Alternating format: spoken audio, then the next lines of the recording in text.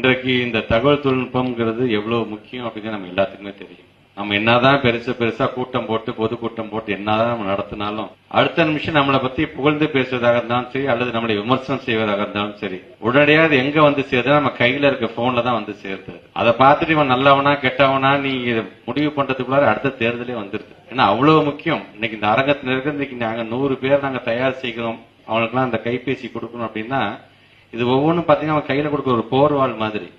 ஆக அதை நல்ல விதத்தில் அதை பயன்படுத்தும் பொழுது ஒரு தேர்தலையே மாற்றக்கூடிய மக்களுடைய மனநிலையை மாற்றக்கூடிய நம்ம ஒண்ணும் இல்லாத பொருள் சொல்ல போறது இல்லை. செஞ்ச சாதனையை சொல்றதுக்கு நம்ம அவ்வளவு மெனக்கட வேண்டியதா இருக்கு நமக்கு.